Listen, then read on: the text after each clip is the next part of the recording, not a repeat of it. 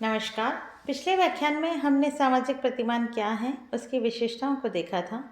इन प्रतिमानों के प्रकार देखेंगे। उनमें से एक प्रकार है जनरीतियाँ।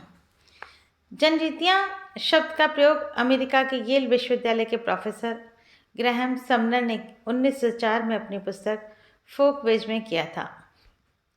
यदि हम शाब्दिक दृष्टि से देखें तो ये दो शब्द फोक तथा वेज का योग है। जन प्लस रीतियाँ अर्थात कार्य करने के वे तरीके या रीतियाँ जो समाज के लोगों द्वारा अपनाई जाती हैं जनरीतियाँ कहलाती हैं। दूसरे शब्दों में यदि हम कहें कि जनरीतियाँ समूह की आदतें हैं। हमारे अधिकांश दैनिक व्यवहार जनरीतियों द्वारा ही प्रभावित होते हैं। जनरीतियाँ अपेक्षाकृत अस्थायी व्यवहार है जिनका पालन करना एक परिस्थिति में आवश्यक माना जाता है। साहित्यिक दृष्टि से जनरीति का अर्थ लोगों द्वारा अपनी इच्छाओं व आवश्यकताओं की पूर्ति के लिए अपनाए गए तरीकों से लिया गया है। जिस प्रकार से प्रत्येक समाज की संस्कृति एवं विचारों में भिन्नता होती है, उसी प्रकार से प्रत्येक समाज की जनरीतियाँ भी भिन्न भिन्न होती हैं, जिनका पालन मनुष्य अचेतन रूप से करता रहता है। इसका विकास स्वतः एवं अनुभवों के आधार पर होता है। ये अनियोजित होती हैं, अर्थात किसी योजनाबद्ध तरीके से इन्हें बनाया नहीं जाता। सभी युगों तथा संस्कृति की सभी अवस्थाओं में मनुष्यों के समस्त जीवन पर प्रारंभिक नियंत्रण जनरीतियों के द्वारा ही रखा जाता है। जनरीतियों में केवल ऊपरी सतह में ही परिवर्तन होते रहते हैं। फिर भी मानव दर्शन, धर्म और अन्य प्रकार के बौद्धिक चिंतन से जनरीतियों में संशोधन होते रहते हैं। अपेक्षाकृत ये स्थायी प्रकृति की होती हैं और एक पीढ़ी से दूसरी पीढ़ी में हस्तांतरण होता रहता है। कई जनरीतियाँ हम बचपन से ही सीखते रहते हैं और अनुकरण के द्वारा धीरे धीरे वह हमारे व्यवहार का अंग बन जाती हैं। हम दैनिक जीवन में हजारों प्रकार की जनरीतियों का पालन करते हैं और उनके द्वारा हम सामाजिक वातावरण में रहते हैं। खाना खाने, नहाने, सोने, उठने बैठने, अभिवादन करने, वस्त्र पहनने, मेहमानों का सत्कार करने आदि के लिए समाज में विभिन्न जनरीतियाँ प्रचलित हैं।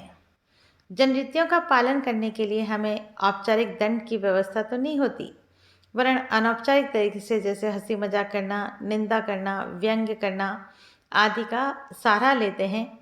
ऐसा कोई भी कानून नहीं है जो हमें जूते पहनने, सुबह का नाश्ता करने, बिस्तर पर सोने, गिलास से पानी एवं कप से चाय पीने, हिंदी बोलने को बाध्य करें। फिर भी हम ये सब करते हैं क्योंकि जनरीतियाँ ऐसी हैं। जनरीतियों की हम परिभाषा को देखें तो गिलेन और गिलेन के अनुसार जनरीतियाँ दैनिक जीवन के व्यवहार के वे प्रतिमान हैं जो अनियोजित अथवा बिना किसी तार्किक विचार के ही सामान्यतः समूह में अचेतन रूप में उत्पन्न हो जाते हैं।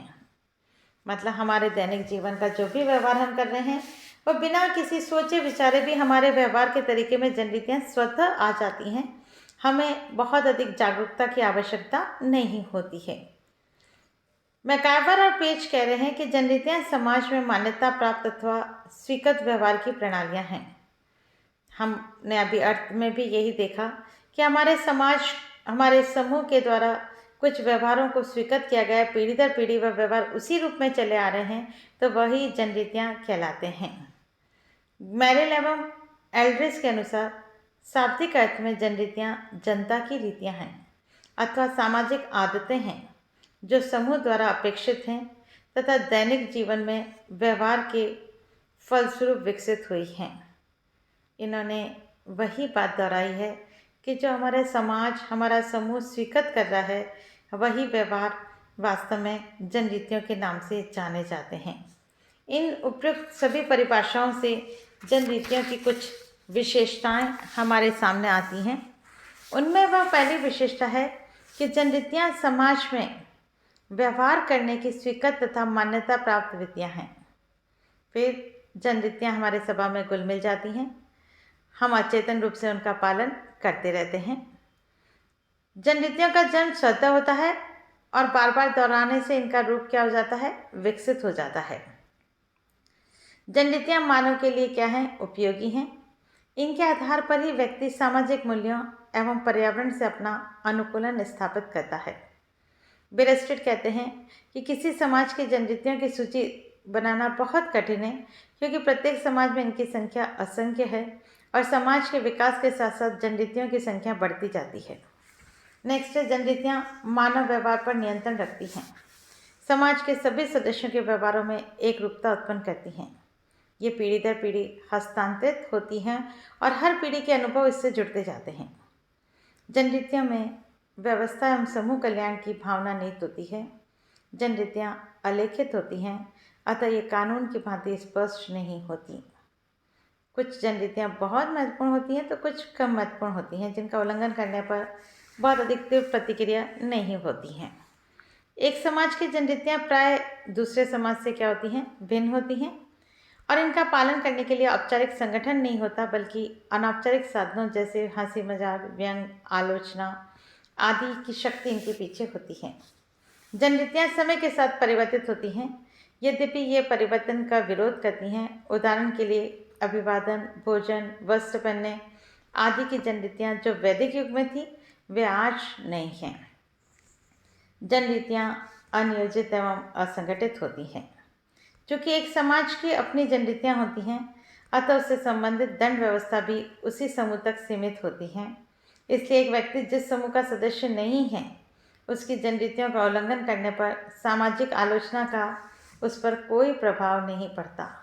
उदाहरण के लिए गांव में पति पत्नी हाथ में हाथ डालकर नहीं चलते, किंतु कोई विदेशी जोड़ा गांव में ऐसा कर सकता है।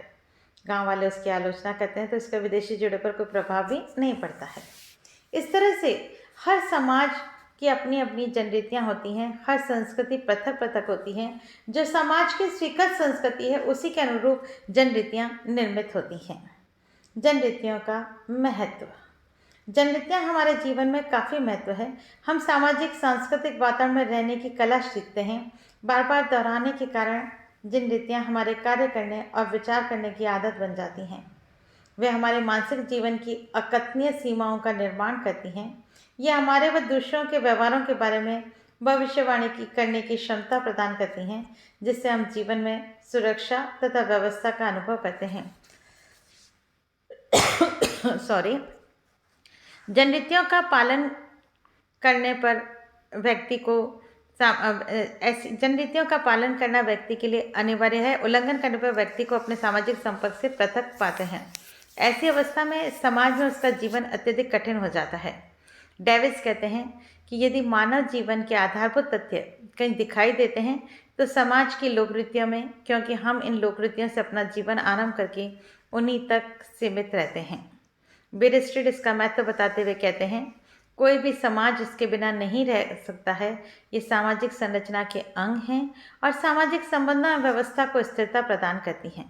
इस प्रकार जनरीतियाँ समाज में एक रूपता लाने का कार्य करती हैं, मानव की आवश्यकता की पूर्ति में सहायता करती है, मानव व्यवहार को सरल बना देती है, एक पीढ़ी का ज्ञान एवं अनुभव दूसरी पीढ़ी तक पहुंचाती है, मानव समाज में नियंत्रण रखने का कार्य करती है।